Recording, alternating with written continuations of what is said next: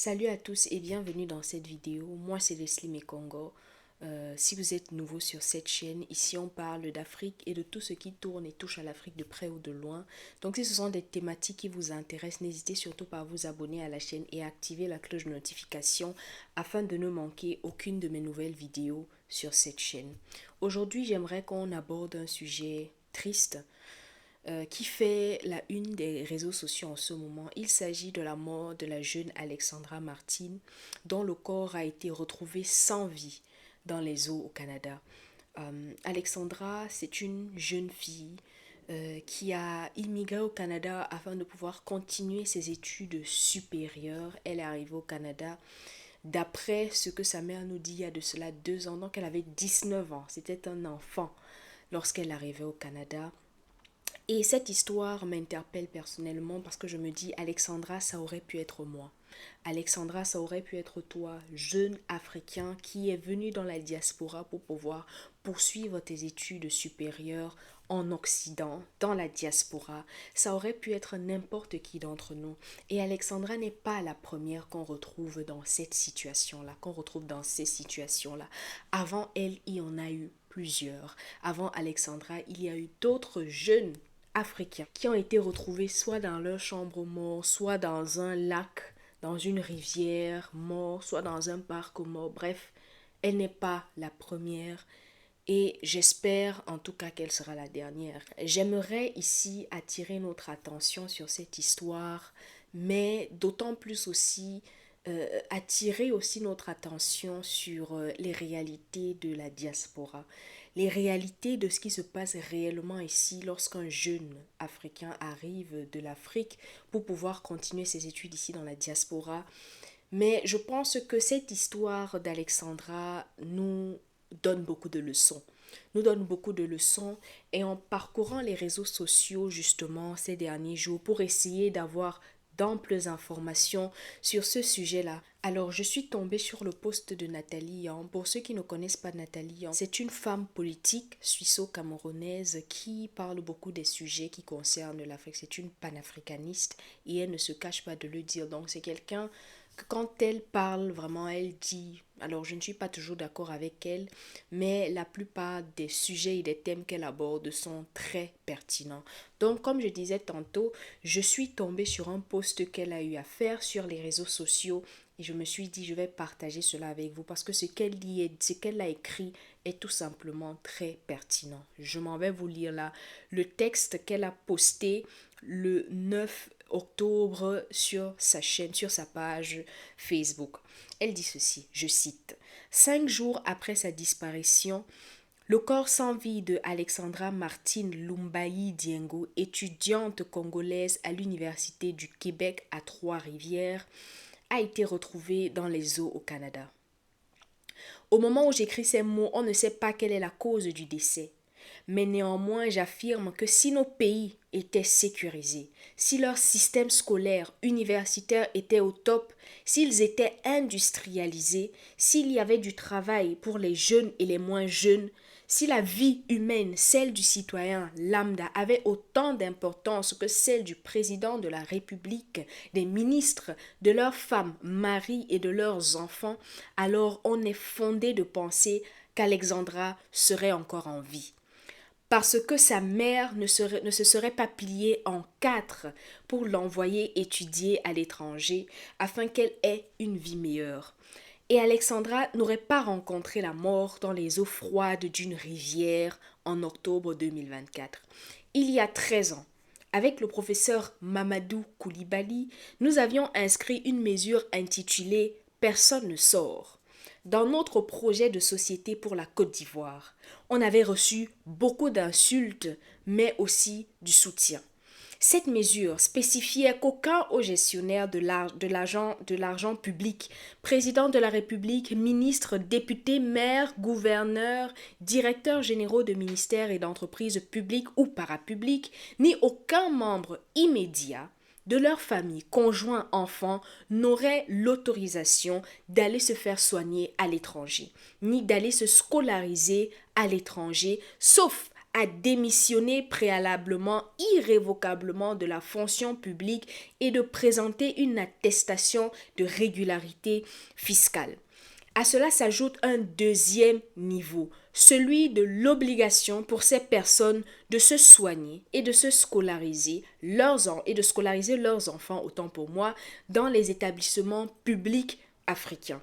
Je vous assure que si nous faisons cela, en 6 à 12 mois, plein de choses vont changer dans nos pays. Je mets fin d'abord à cette citation et je vous lirai la suite après avoir commenté cela, parce que j'aimerais qu'on s'arrête d'abord sur ces mots de Nathalie Yamb, qui sont tout simplement très véridiques. Ce n'est pas de gaieté de cœur qu'un parent envoie son enfant à l'étranger pour poursuivre des études, que ce soit secondaires ou supérieures. Ce n'est absolument pas de gaieté de cœur. Parce que envoyer un enfant à l'étranger, c'est comme jeter l'enfant au milieu de la mer et lui dire « débrouille-toi à nager pour retrouver la surface ».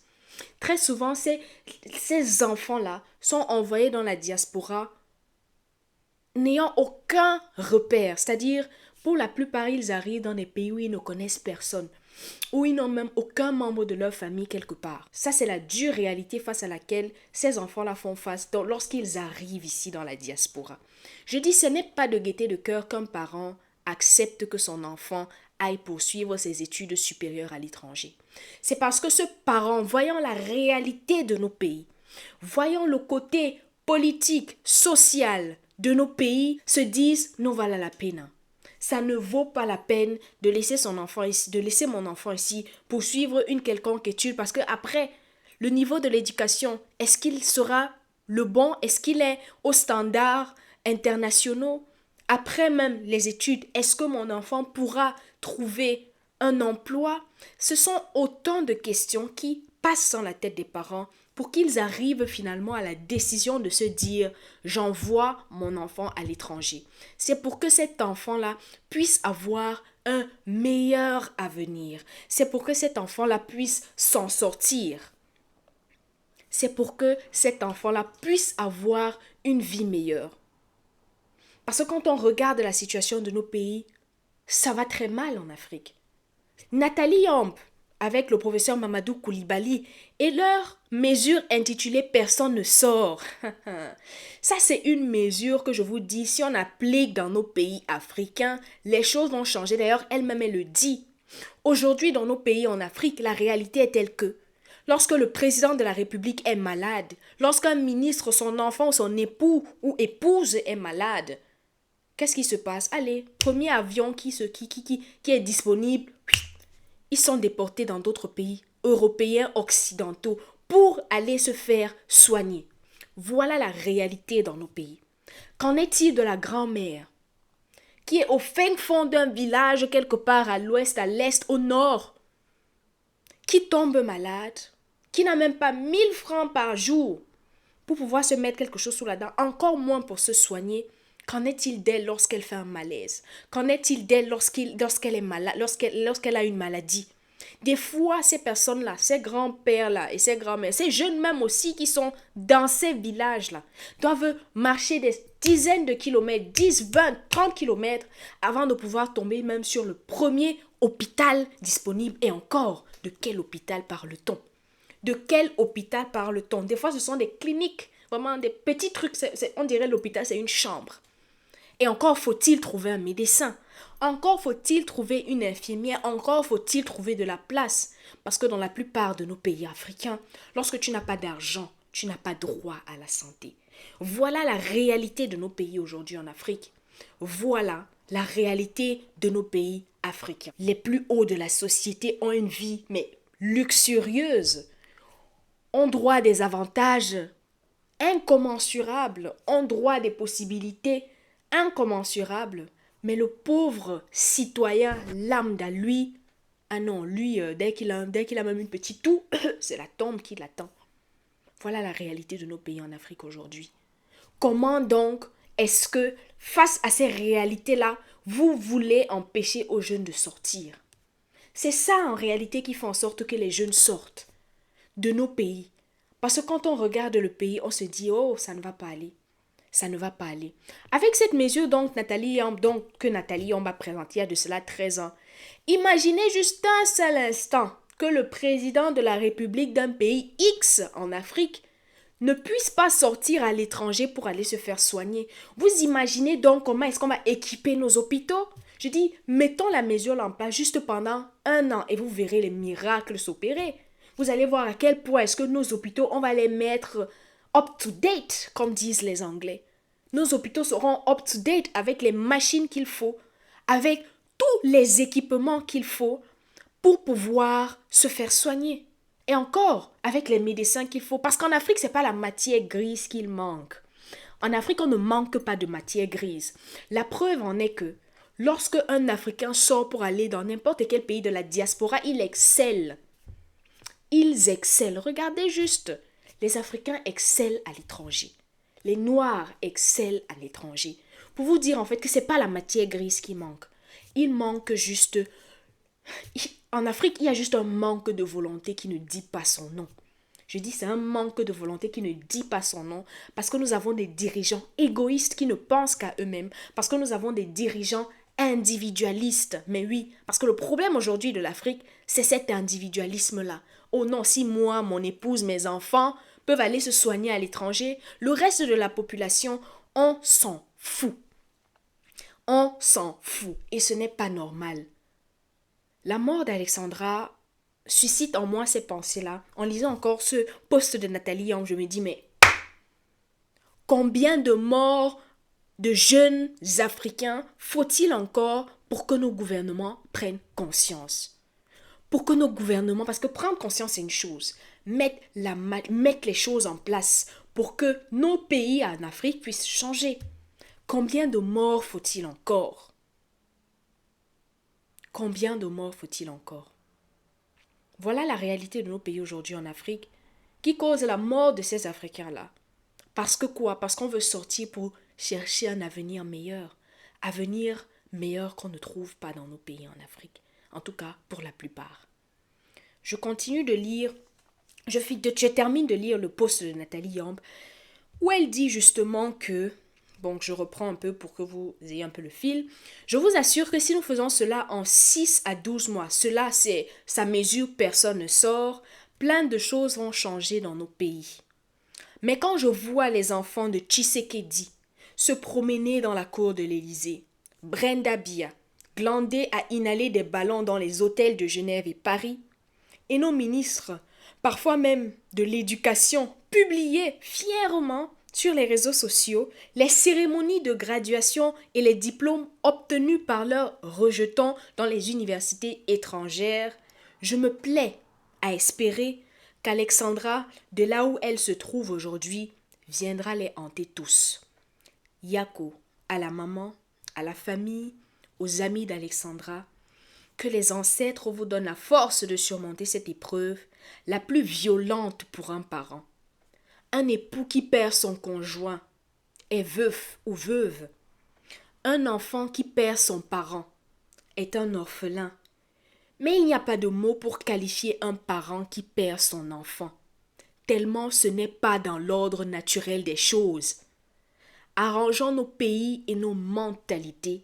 C'est une question de survie pour nous tous. C'est sur ces mots que Nathalie Yamb a donc terminé ce post-là par rapport à Alexandra Martine Lombaï. Et je pense que je vais m'arrêter là pour cette vidéo, moi aussi. Et je veux tout simplement dire que j'espère que les autorités canadiennes mettront de la lumière sur la mort d'Alexandra, parce que jusqu'à ce jour, on a retrouvé son corps, mais on ne nous a pas encore publié ou on n'a pas encore dit dans quelles circonstances est-ce qu'elle est décédée. S'agit-il d'une mort naturelle ou pas? Moi, je préfère croire que c'est une mort naturelle, vraiment, parce que m'imaginer peut-être ce qui a pu lui arriver, c'est juste incroyable. Imaginez un seul instant que ce soit quelqu'un qui lui a fait du mal, que ce soit quelqu'un qui l'a peut-être noyé, que ce soit quelqu'un qui a... Juste m'imaginer ça, ça me fait froid dans le dos. Ça me fait vraiment froid dans le dos. Et j'espère que même si la justice ne met pas la main sur celui ou celle potentiellement qui a précipité sa mort, il y a une chose qui est certaine. Après la justice que nous connaissons ici dans notre monde, la justice mondaine, il y a la justice divine. Certains appelleront ça le karma. Tout se paye ici-bas. Tout se paye ici-bas. C'est-à-dire que tu fais du mal à quelqu'un sur cette terre, si ce n'est pas toi qui vas payer, c'est ta génération, c'est tes descendants qui payeront cela. Donc j'espère que si jamais Alexandra est décédée, pas d'une cause naturelle, mais que ce soit quelqu'un qui ait précipité sa mort, que cette personne-là paye. Que ces personnes-là payent. Voilà ce que j'avais à partager avec vous. Vraiment, ça m'attriste cette histoire. Et comme je le disais tantôt, nous devons changer nos pays. Nous devons changer nos pays. Et le changement de nos pays passe par sa jeunesse. C'est la jeunesse de nos pays africains qui doivent en réalité prendre conscience. Parce que dans nos pays, nous avons plus de la moitié de la population qui est très souvent jeune. Plus de la moitié de la population qui est très souvent jeune dans nos pays. Donc c'est à la population de prendre en réalité conscience c'est à la jeunesse de prendre conscience et de changer les choses. Et j'appelle aussi ici à nos gouvernements en Afrique de bien vouloir améliorer les conditions de vie dans nos pays africains.